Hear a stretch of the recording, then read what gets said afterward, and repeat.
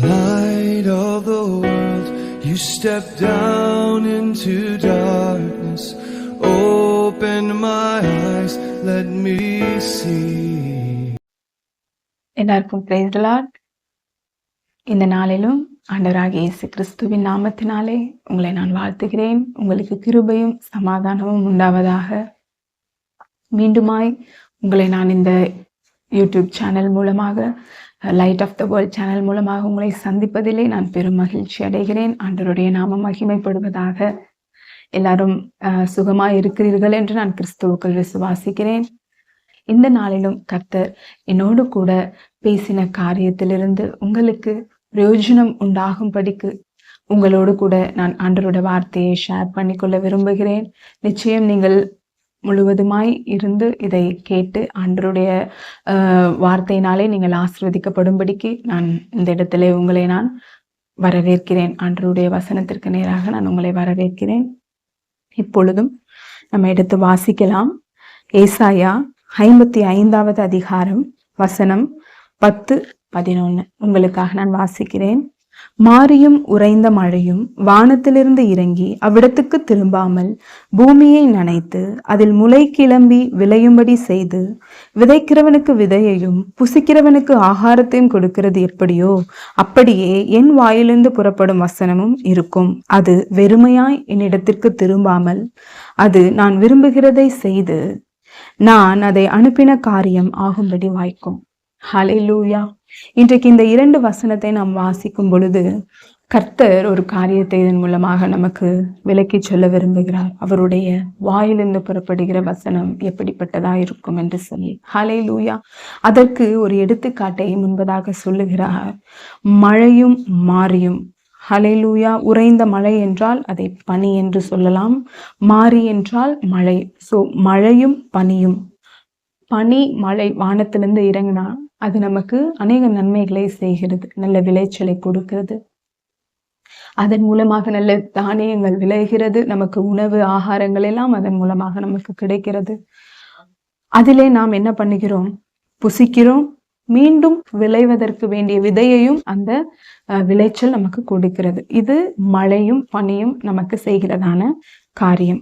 வேதம் சொல்லுகிறது, இது என்ன பண்ணுகிறதா? இந்த மழையும் பனியும் முதல்ல பூமியை நனைக்கிறது. 2வது விளைச்சலுக்கு உதவி செய்கிறது.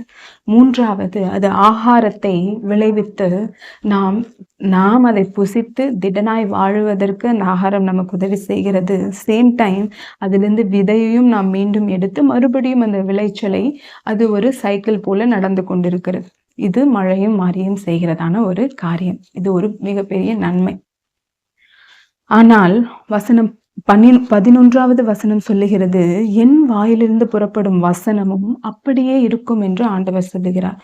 இன்றைக்கு நம்மளால ஆகாரம் சாப்பிடாம இருக்க முடியாது. அது நமக்கு பலனை கொடுக்கிறது. நம்ம சரீரத்திற்கு உழைப்பதற்கு, நம்ம ஆற்றலோடு இருப்பதற்கு, நடப்பதற்கு எல்லாவற்றிற்கும் நமக்கு உதவி செய்கிறது இந்த ஆகாரம். ஆகாரம் இருதயத்தை ஆதரிக்கும் என்று வேதம் நமக்கு சொல்லுகிறது. ஆகாரத்தை உண்டு பலப்பட்டார்கள் என்று சொல்லுகிறது. ஸோ ஆகாரம் நமக்கு மிகுந்த தேவை. அது முக்கியம். அது இல்லாம நம்மளால வாழ முடியாது. ஆனா வசனமும் அப்படியே இருக்கும் என்று ஆண்டவர் சொல்லுகிறார் இந்த இடத்துல. அது என்ன பண்ணுமா? வசனம், ஆண்டவருடைய வாயிலிருந்து புறப்படுகிற வசனம் நம்மை அதே போல ப்ராசஸ்ல பலப்படுத்துகிறதா இருக்கிறது. நான் உங்களுக்கு சொன்னேன் அல்லவா, மழை வந்து விளைச்சலை கொடுக்கிறது, பூமியை நல்லா பண்படுத்துகிறது. இப்போ அதே இடத்துல மழைக்கு பதிலாக பனிக்கு பதிலாக நம்ம வசனத்தை வைத்து பார்க்கும்பொழுது அந்த வசனம் என்ன செய்கிறதாம்? ஆத்துமாவை, நம்ம எல்லாரும் ஆவி ஆத்துமா சரீரம் படைத்தவர்கள். ஆமே. எல்லாரும் இதை நம்ம நம்புறோம். ஆமே. ஆண்டவர் நம்முடைய ஆத்தும நேசராய் ஆத்துமாவை ரட்சித்துக் கொள்ளும்படிக்கு அவர் இந்த வேத புத்தகத்தை நமக்கு கொடுத்திருக்கிறார். அதற்காகத்தான் அவர் இந்த பூமிக்கு வந்தார். ஹல்லேலூயா. நம்ம ஆத்துமா அழிந்து போகக்கூடாது என்று சொல்லி அப்போ ஆண்டவர் இந்த ஆத்துமாவுக்கு ஒரு ஆகாரத்தை வைத்திருக்கிறார். ஆமே. ஆத்துமா செழித்திருக்க வேண்டும். உன் ஆத்துமா வாழ்வது போல என்று பவுல் சொல்லி வாழ்த்துகிறார். பிரியமானவனே, உன் ஆத்துமா வாழ்வது போல நீ எல்லாவற்றிலும் வாழ்ந்து சுகமாய் இருக்க வேண்டுகிறேன். ஆத்துமா வாழ்ந்திருக்க வேண்டும். ஆத்துமா வாழ்ந்திருக்க வேண்டும் என்றால் நாம் என்ன செய்ய வேண்டும்? அந்த ஆத்துமாவுக்கு ஆகாரம் கொடுக்க வேண்டும் அல்லவா? நாம் சரியாக உணவை புசிக்காமல் இருக்கும்பொழுது அநேக பலவீனங்களுக்கு உட்படும் நம்மளுடைய சரீரம். நம்ம வீக்கா மாறிடுவோம். இதுதான் சரீரத்துக்கு நடக்கிற ஒரு காரியம். அப்போ ஆத்துமாவுக்கு ஒரு ஆகாரத்தை கர்த்தர் வைத்திருக்கிறார். அது என்னவாம்? கர்த்தருடைய வசனம். ஆமேன். ஆண்டவருடைய வசனம். இந்த வசனத்தை வேதம் இன்னொரு இடத்துல என்ன சொல்லுகிறது? எதற்கு ஒப்பாய் சொல்லுகிறது? விதைக்கு ஒப்பாய் சொல்லுகிறது. நாம் அதை எடுத்து வாசிக்கலாம். லூக்கா எழுதின சுவிசேஷத்துல ஆண்டவர் ஒரு உவமையை சொல்லுகிறார். எல்லா இடங்களிலும் ஆண்டவர் உவமைகளோடு பேசுவார். அந்த இடத்துல ஒரு உவமையை சொல்லும் பொழுது ஒரு எடுத்துக்காட்டாய் ஒரு கருத்தை புரிய வைப்பதற்கு இன்னொரு கருத்து மூலமாக அதை விளக்கி சொல்வதற்கு பெயர் உவமை. அப்ப அந்த உவமை ஆண்டவர் சொல்லும் பொழுது என்ன சொல்லுகிறார் பாருங்க. நான் 5வது வசனத்திலிருந்து உங்களுக்கு 8வது வசனம் வரைக்கும் நான் வாசிக்கிறேன். லூக்கா எழுதின சுவிசேஷம் 8ஆம் அதிகாரம் 5வது வசனத்திலிருந்து 8வது வசனம். விதைக்கிறவன் ஒருவன் விதையை விதைக்க புறப்பட்டான். அவன் விதைக்கையில் சில விதை வழி அருகே விழுந்து மிதி உண்டது. ஆகாயத்து பறவைகள் வந்து அதை பட்சித்து போட்டது. சில விதை கற்பாறையின் மேல் விழுந்தது. அது முளைத்த பின் அதற்கு ஈரம் இல்லாததினால் உலர்ந்து போயிற்று. சில விதை முள்ளுள்ள இடங்களில் விழுந்தது. முள் கூட வளர்ந்து அதை நெருக்கி போட்டது. சில விதை நல்ல நிலத்தில் விழுந்தது. அது முளைத்து 100 பலன் கொடுத்தது என்றார். இவைகளை சொல்லி கேட்கிறதற்கு காதுள்ளவன் கேட்க கடவன் என்று சத்தமிட்டு கூறின். ஹல்லேலூயா. ஆண்டவர் உவமைகளை ஒவ்வொரு முறையும் சொல்லும் பொழுது ஏன் இந்த வார்த்தையை சொல்லுகிறார்? கேட்கிறவருக்கு காதுள்ளவன் கேட்க கடவன். இன்னைக்கு அநேக ஆண்டவருடைய வார்த்தையை கேட்பதற்கு ஒரு விருப்பத்தை வாஞ்சையை காண்பிக்கிறது இல்லை. ஆண்டவர் எந்த காதை இந்த இடத்துல மென்ஷன் பண்றாருன்னா ஆவிக்குரிய காது. வாஞ்சையாய் ஆண்டவருடைய வசனத்தை கேட்கக்கூடிய காது உள்ளவன் இதை கேட்க கடவன் அப்படின்னு சொல்றார். சீஷர்களுக்கு இது புரியவே இல்லை. என்னது இது? வழி அருகே விழுந்த விதை என்று சொல்கிறார், முள்ளுள்ள இடங்களில் விழுந்த விதை என்று சொல்கிறார். புரியவில்லைன்னு சீஷர்கள் என்ன பண்றாங்க? ஆண்டவரே, எங்களுக்கு இதோடைய ரகசியத்தை புரியலை, எங்களுக்கு நீங்க விளக்கி சொல்லுங்க அப்படின்னு கேட்கும் பொழுது ஆண்டவர் மீண்டுமாய் இந்த உவமைக்கு ஒரு விளக்கத்தை அப்படியே ஃபாலோப்பா சொல்லிட்டு வர்றார். வசனம் 11 15 வரைக்கும் நான் உங்களுக்கு வாசித்து காட்ட விரும்புகிறேன். ஏன் நான் இதை உங்களுக்கு முழுவதுமாக வாசிக்கிறேன் என்றால், ஆண்டவருடைய வார்த்தையை நாம் அதிகமாய் வாசிக்க வேண்டும் என்பதுதான் இந்த ஒரு பதிவினுடைய நோக்கம். அதனால் நான் உங்களுக்கு அப்படியே வாசித்து காண்பிக்கிறேன் ஆண்டவருடைய வசனத்தை. அந்த ஊமையின் கருத்தாவது, இப்பொழுது கர்த்தர் சொன்னார் என்று நான் வாசித்தேன் அல்லவா? இந்த ஊமையினுடைய கருத்து என்னன்னா, விதை தேவனுடைய வசனம். வேதம் என்ன சொல்லுகிறது? நமக்கு ஒரு ஆத்மாவுக்கு ஒரு ஆகாரம் உண்டு. அந்த ஆகாரம் என்னவென்றால் கர்த்தருடைய வசனம். அந்த வசனத்திற்கு இன்னொரு பெயர் இருக்கிறது. என்னவென்றால் விதை. விதைக்கு என்ன வல்லமை இருக்கிறது? அதை நாம் விதைக்கும் பொழுது அது வேர் பற்றி நன்றாக முளைத்து பலன் கொடுக்கும் இல்லையா? நம்ம ஒரு மூட்டை நெல் அரிசியை விதை நிலத்துல போட்டோம்னா எத்தனை மூட்டை நம்ம அறுப்போம்? நம்ம அநேகர் அறிந்திருக்கிறோம். நிறைய அரிசிகளை நம்ம எடுப்போம். அப்போ விதைக்கு இருக்கிற வல்லமை என்னவென்றால் இட் வில் ப்ரொடியூஸ் மச். நிறையவற்றை அது உருவாக்கக்கூடிய வல்லமை ஒரு சிறிய விதைக்குள் இருக்கிறது. ஒரே ஒரு விதையை மாங்காய் விதையை நம்ம விதைத்தோம் என்றால் ஒரு பெரிய மரம் நமக்கு எத்தனை பழங்களை கொடுக்கிறது. அப்போ விதைக்கு ஒரு வல்லமை இருக்குது. ஆண்டவர் அதற்கு ஒப்பிடையாக இந்த வசனத்தை வேதத்தை அவர் சொல்லுகிறார். இந்த வேத வசனமும் எதற்கு அடையாளமா இருக்கிறது என்றால் விதைக்கு அடையாளம். இது என்ன செய்கிறதாம்? 12வது வசனத்திலிருந்து நான் உங்களுக்கு வாசிக்கிறேன். வழி அருகே விதைக்கப்பட்டவர்கள் வசனத்தை கேட்கிறவர்களாய் இருக்கிறார்கள். அவர்கள் விசுவாசித்து ரட்சிக்கப்படாதபடிக்கு பிசாசானவன் வசனத்தை அவர்கள் இருதயத்திலிருந்து எடுத்து போடுகிறான். வழி அருகே விழுந்த விதை அப்படின்னு சொன்ன விதை யாருன்னா, வசனத்தை நல்லா கேட்பாங்க, ஆனா வசனம் இருதயத்துக்குள்ள போய் கிரியை செய்யறதுக்கு இடம் கொடுக்காம அந்த வசனம் இதெல்லாம் என்ன உண்மையா அப்படி சொல்லி அந்த வசனத்தை என்ன பண்ணுவாங்கன்னா புறக்கணிச்சுட்டு விசுவாசம் இல்லாமல் அப்படியே இருந்து விடுவார்கள்.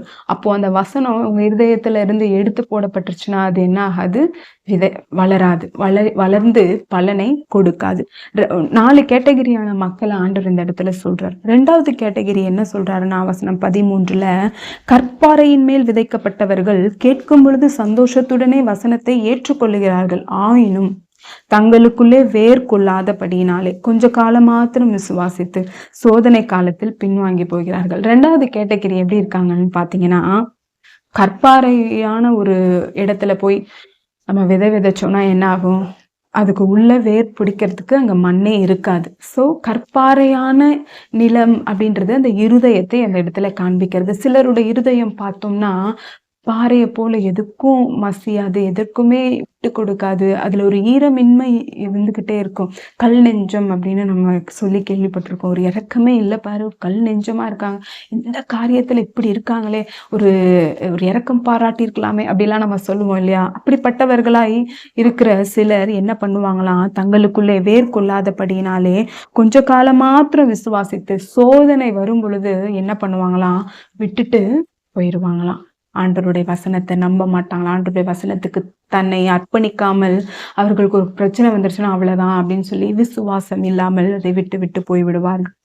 மூன்றாவது ஒரு கேட்டகிரி இருக்காங்க. யாருன்னா, முள்ளுள்ள இடங்களில் விதைக்கப்பட்டவர்கள். இவங்க ரொம்ப முக்கியமானவங்க. என்ன பண்ணுவாங்களாம், வசனத்தை நல்லா கேட்பாங்களாம், கேட்கிறவர்களா இருக்காங்க. ஆனா என்ன நடக்குமா, கேட்ட உடனே போய் பிரபஞ்சத்திற்குரிய கவலைகளினாலும் ஐஸ்வர்யத்தினாலும் சிற்றின்பங்களினாலும் நெருக்கப்பட்டு பலன் கூடாது இருக்கிறார்கள். மூன்றாவது கேட்டகிரி, இந்த வசனம் அவங்களோட இருதயத்துல கேட்கும் பொழுது, விதைக்கப்படும் பொழுது, அவங்க கேட்கும்போது சந்தோஷமா தான் அதை கேட்கறாங்க. ஆனா என்ன நடக்குதான், அவர்களுக்கு இந்த உலகத்துக்குரிய கவலை அதிகமா இருக்காம். ஆண்டவருடைய வசனம் சொல்லுகிறது, உலகத்தினுடைய கவலையும் சிற்றின்ப மயக்கங்களும் நமக்குள்ள இருந்துச்சுன்னா நம்ம பலன் கொடுக்க முடியாது என்று சொல்லி. அப்போ அன்பான ஆண்டவருடைய பிள்ளைகளே, தேவனுடைய பிள்ளைகளே, தேவனுக்காக வாழுகிற பிள்ளைகளே, உங்களுடைய வாழ்க்கையில நீங்க உங்களை இந்த கேட்டகரிக்குள்ள நீங்க வச்சு நம்ம எந்த இடத்துல இருக்கோம்னு சொல்லி ஒரு அனலைஸ் பண்ணி நீங்க பார்க்கணும். ஒவ்வொரு ஆவிக்குரியவர்களாகிய நீங்களும் உங்களை அனலைஸ் பண்ணி கொண்டே இருக்க வேண்டும். நான் எந்த இடத்துல இருக்கிறேன், என்னோட ஆவிக்குரிய நிலை என்ன என்று சொல்லி நாம் வேத வசனத்தோடு நம்ம ஒப்பிட்டு பார்த்து கொண்டு இருக்கும் பொழுது நாம் நிச்சயமாக சீர்பட்டு கொண்டே இருப்போம். அவர் நம்மை சீர்படுத்துகிற தேவனாய் இருக்கிறார். அப்போ கவலை, ஐஸ்வர்யத்தின் மயக்கம், போதும் என்கிற மனம் இல்லாமல் பெரிய பெரிய காரியங்களுக்காக ஆசைப்பட்டு, கடன்பட்டு, வேதனைப்பட்டு, இப்படியெல்லாம் போய் அவங்க என்ன பண்றாங்கன்னா, வசனத்திலிருந்து வழி விலகி பலனை கொடுக்காமல் போய்விடுகிறார்கள். ஹல்லேலூயா. அடுத்ததாக ஒரு கேட்டகிரி மக்களை பத்தி ஆண்டவர் சொல்றாரு. அவங்க யாருன்னா, நல்ல நிலத்தில் விதைக்கப்பட்டவர்கள். ஹல்லேலூயா. அவர்கள் வசனத்தை கேட்டு அதை உண்மையும் நன்மையுமான இருதயத்திலே காத்து பொறுமையுடனே பலன் கொடுக்கிறவர்களா இருக்கிறார்கள். மிக முக்கியமான ஒரு வார்த்தை பொறுமை. ஹல்லேலூயா. நம்ம ஆண்டவரோட வசனத்தை கேட்கும் பொழுது சந்தோஷமா இருக்கும். ஆண்டவர் சொல்லுவாரு, நான் உன்னை கீர்த்தியும் புகழ்ச்சியுமாக வைப்பேன் என்று சொல்லி ஒரு வார்த்தையை நமக்கு கொடுத்திருப்பார். நம்ம என்ன பண்ணுவோம்னா, ஆண்டவர் இந்த வருஷம் எனக்கு கீர்த்தியும் புகழ்ச்சியுமா உன்னை வைப்பேன்னு வார்த்தை கொடுத்திருக்காரு அப்படின்னு சொல்லி கொஞ்ச நாள் நம்புவோம். ஆனா அதுக்கு ஆப்போசிட்டா ஏதாவது நடக்கும்போது அந்த வார்த்தையை நம்ம அப்படியே மறந்துடுவோம், விட்டுடுவோம். அதை நம்ம என்ன பண்ண மாட்டோம்னா, அந்த இடத்துல பொறுமையை காத்துக்கொள்ள மாட்டோம். வேதம் என்ன சொல்லுது, நீ வசனத்தை கேட்டுட்டு என்ன பண்ணு, அதை இருதயத்துல வச்சு பொறுமையோட நீ காத்திருக்கும் போது நிச்சயமாய் ஒரு பலனை நீ கொடுப்பாய் என்று கர்த்தருடைய வசனம் சொல்லுகிறது. அப்போ ஆண்டவருடைய வசனத்தை நம்ம என்ன பண்ணணும்னா, கேட்கிறவர்களாய் மாத்திரம் இல்லாமல் நம்முடைய இருதயத்திலே வைத்து அதை நம்ம பொறுமையோடு காத்திருக்கும் பொழுது, எப்படி விதையை நம்ம மண்ணில் விதைத்து விட்டு பொறுமையாய் காத்திருக்கும் பொழுது சில காலம் ஆகுது இல்லையா, அது மரமாகி அது நமக்கு கனி கொடுக்கறதுக்கு சில காலம் ஆகுது. அதை நாம் நன்றாய் அறிந்து வைத்திருக்கிறோம். இந்த மாங்காய் மரம்னா இத்தனை வருஷத்துல பலன் கொடுக்கும், ஒரு 5 வருடம் ஆகும், அது நல்லா இதுவாகி, தென்னை மரம்னா ஒரு 7 வருடம் ஆகும் என்று சொல்லி நாம் அறிந்து வைத்திருப்பதனால பொறுமையோடு நம்ம காத்திருக்கிறோம். இந்த தென்னை மரத்தை பார்த்து நம்ம கோபமாப்படுறோம், ஏன் நம்ம வச்சோம் இத்தனை வருஷம் ஆகுது இன்னும் வளரலையா அப்படிலாம் நம்ம சொல்லி கேட்போமா? ஏன்னா நமக்கு ஒரு அறிவு இருக்கிறது, என்ன, இந்த மரம் இத்தனை நாள்ல இப்படி பலன் கொடுக்கும், இந்த செடியா அது இத்தனை மாசத்துல நம்ம கனிகளை கொடுத்துரும், நல்லா நம்ம அறிஞ்சு வச்சிருப்போம். இன்றைக்கு ஆண்டவர் உங்களோடு சொல்லுகிற காரியம் என்னன்னா, நல்லா அறிந்து வைத்துக் கொள்ளுங்கள். என்ன ஆண்டவர் இந்த இடத்துல சொல்றாருன்னா, வசனம் விதை எப்படியோ அப்படிதான் என் வசனமும் கிரியை செய்யும். பொறுமையா இருங்க. இன்னைக்கு ஆண்டவரோட அநேக வாக்கு தத்தங்களை கையில பெற்று வச்சுட்டு வெயிட் பண்றீங்களா? பொறுமையா இருங்க. வசனம் ஒவ்வொன்றும் உங்களுடைய நன்மையான இருதயத்திற்குள்ள அது உள்ளே சென்று அது பலனை கொடுக்கிற நாட்கள் சீக்கிரத்துல வந்து கொண்டிருக்கிறது. சார்ந்தவே எதுவுமே உங்களுக்கு தடையா மாறாது. ஆண்டவரோட வார்த்தையை நீங்க பெற்று கொண்டுட்டீங்கன்னா நீங்க சோர்ந்து போகவே வேணாம். அதைத்தான் இன்னைக்கு கர்த்தர் சொல்லுகிறார்.